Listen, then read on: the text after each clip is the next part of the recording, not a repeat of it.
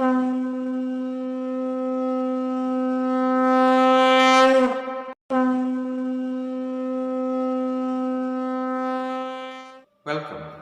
to Journey of Enlightenment. I am your host, Dr. Roger Bupul. Since we began this topic on the self, many people came to me and asked me, what exactly is this self? Are there different versions of the self? Can one person's concept of the self be different to another person and yet still be true? Is it possible for us to know very early in life what the purpose of the self is? Why do we exist? What am I here on this earth for? Why do I live? Is there a greater reason for my very existence? All these are very good questions, genuine questions and relevant questions that we should all ask ourselves. Philosophers, masters of religion and thinkers throughout the ages, for thousands of years, pondered on these concepts that we are discussing today. In today's session, I will continue our conversation where we explore the self. What exactly is the self, and how do we understand the self better? The last session we looked at the self from the perspective of the Upanishads, Vedanta, and we said basically that the self is not this, not this, not this, meaning that the self is not the body, the physical aspect of our existence. The self is not the mind, which is the abode of thoughts. The self, according to Vedanta, is not even the intellect. Therefore, the self goes beyond the biological realm and it goes beyond the realm of thought. Therefore, the self is that fourth aspect of our existence where it transcends the realm of space, time, and matter. Now, it might be a bit difficult to understand if we try to understand it from a strictly intellectual perspective. But that's the thing itself. The self goes beyond the intellect. It goes beyond the scope of the mind. It is the substratum of all that exists. This is the self. So today's session, I will take another perspective of the self, and we would look at the self from a humanistic, psychological perspective. What does that mean? It means that we would look at the self in three aspects according to psychologist Carl Rogers. We would look at the self from the first perspective, which is self-worth. We will then examine the self in terms of its self-image. And finally, we would look at the ideal self. We will bring these three selves together and then look at the self in terms of our self-actualization. A friend of mine, a few years back, maybe about 2 years ago, came to me and he said, I'm not sure what my life is at this stage. So much in my life has been gone. The career that I once built died because of something I did. I lost it all. This guy was already in his 70s. And generally, his question was, what is my purpose now? Can I find my purpose? Is there a purpose? Or is life at this stage now purposeless? I remember sitting with him over lunch, And I looked at him and I said, "Are you trying to find your purpose now?" And he said, "Yes, I am.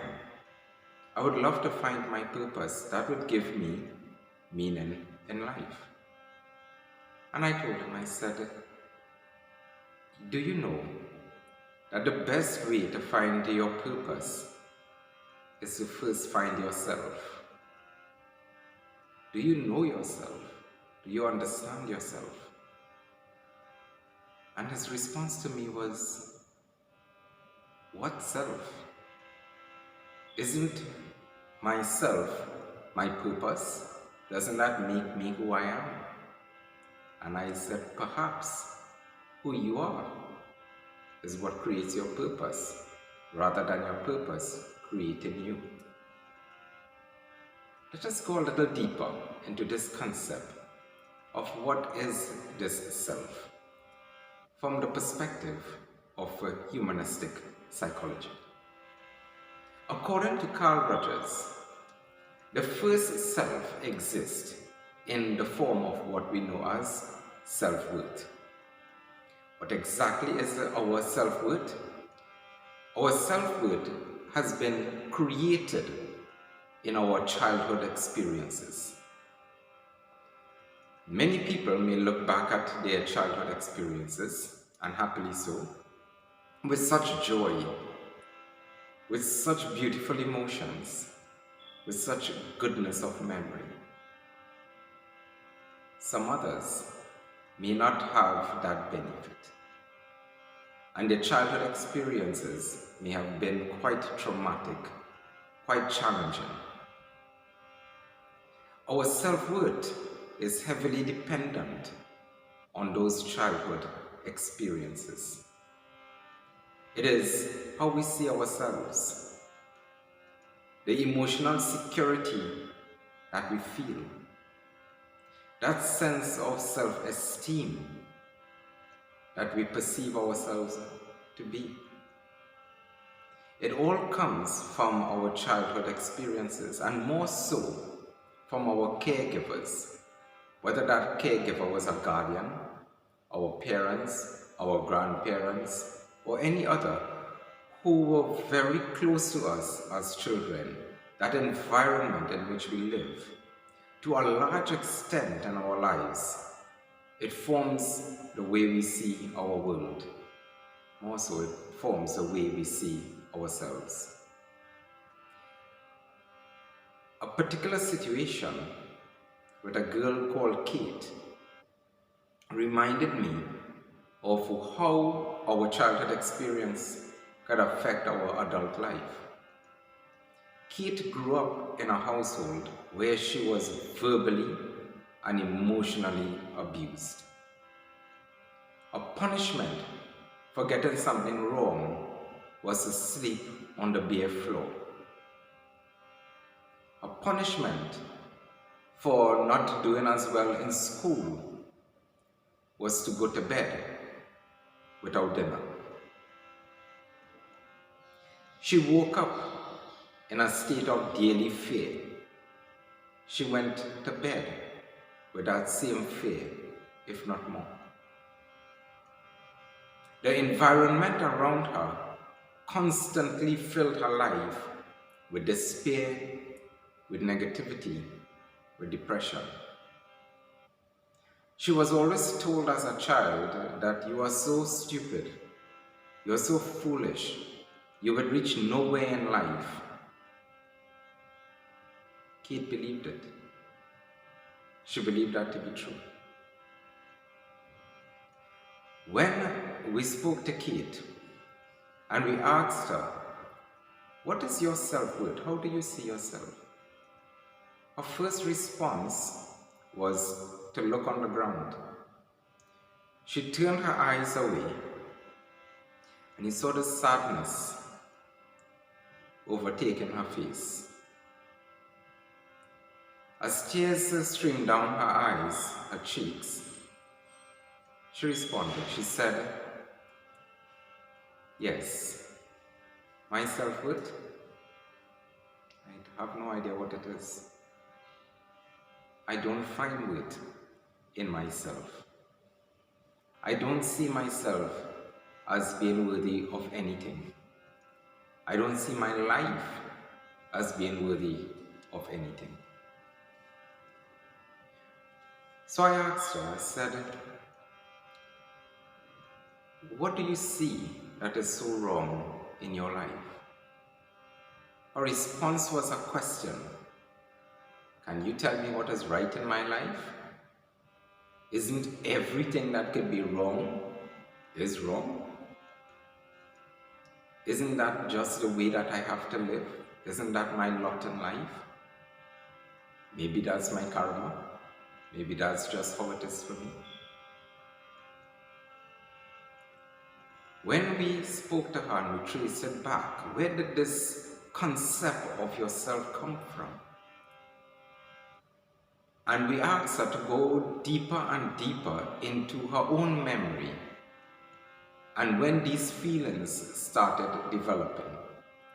And she clearly identified her home environment. This is an important lesson for us because the environment we create at home or the environment that we experience at home will have a lot to do with the way we perceive the world and the way we believe that the world perceives us. In the situation with Kate, she thinks that the entire world sees her in the same way that her family saw her, as stupid, as foolish, good for nothing at all, and would achieve nothing in life. She went about life with this interpretation based upon that environment in which she came from. According to Carl Rogers, that is the first self, self-worth. Carl Rogers said, as we grow now as adults, there is the second self that we all face. That self is called self-image. It is an interpretation of what we are now.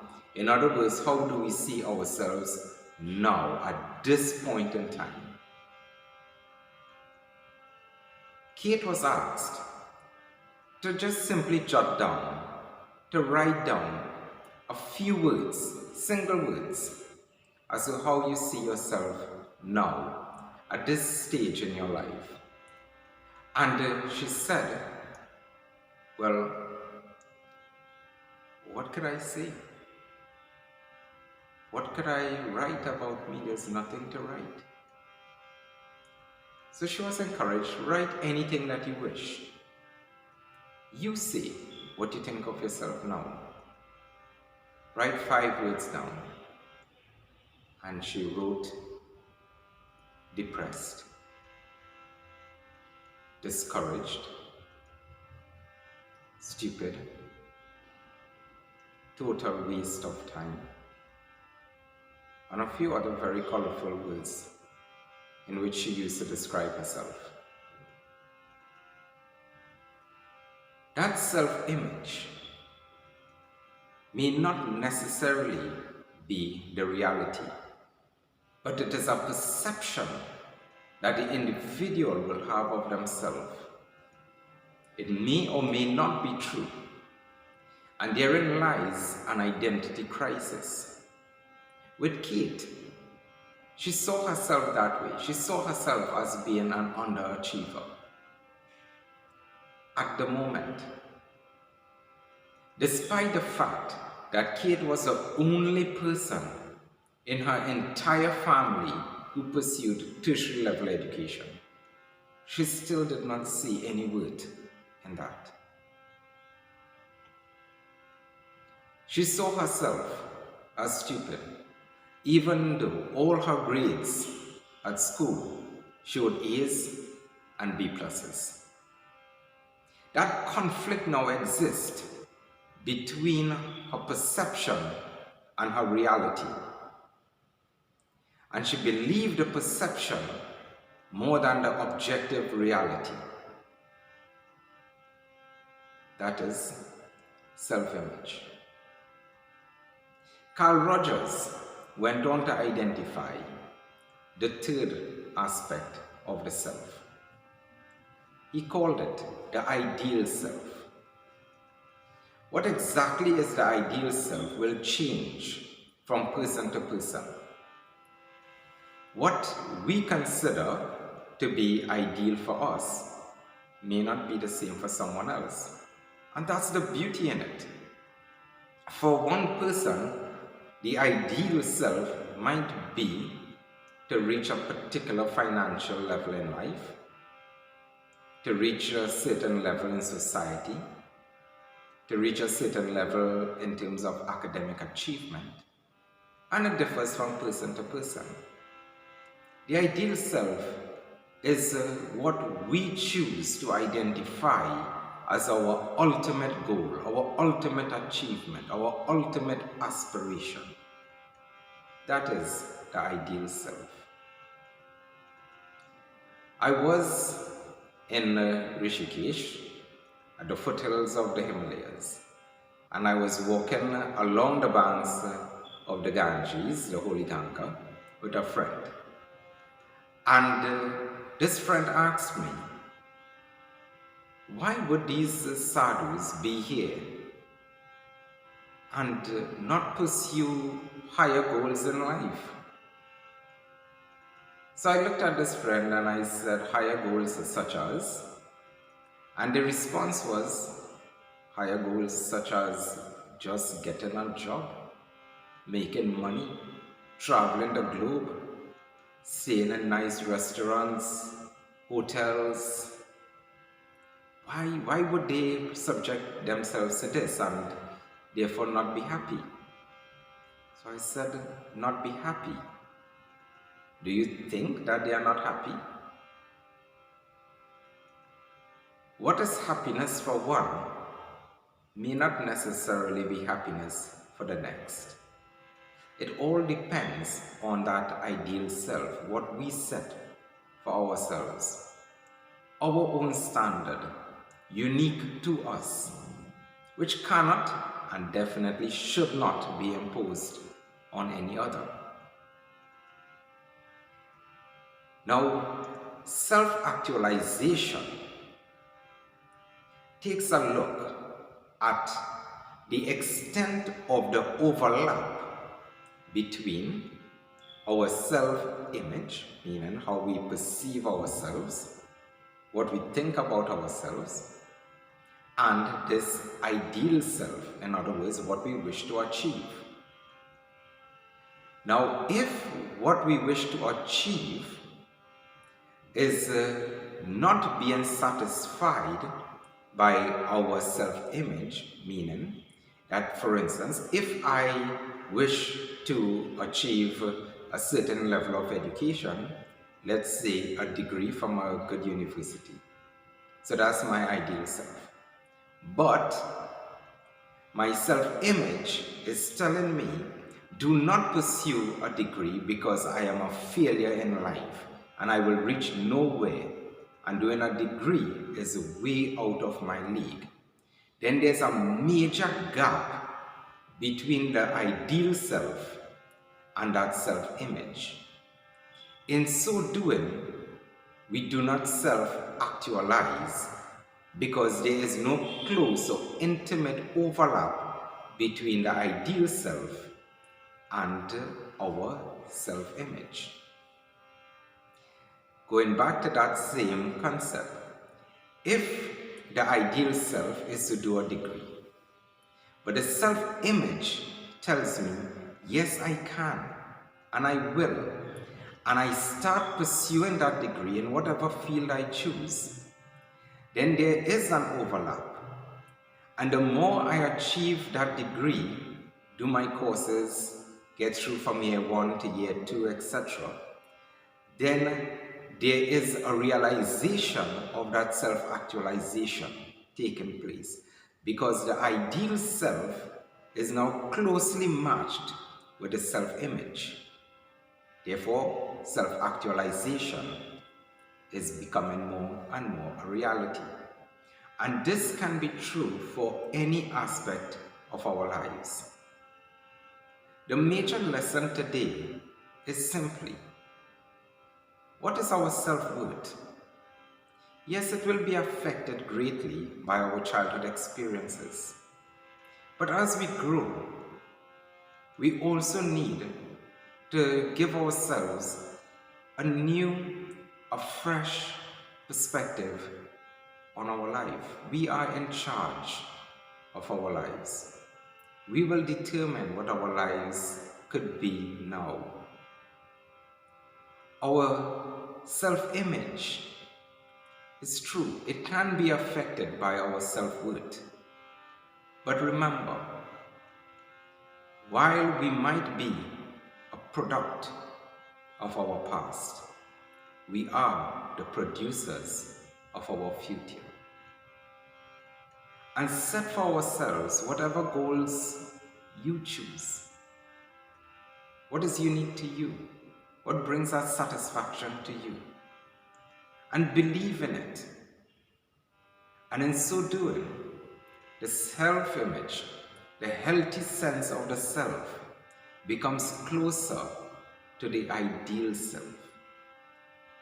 And self-actualization is nothing more than the realization of that goal, that objective, that aspiration, that satisfaction we get by just doing and achieving what we set about in life.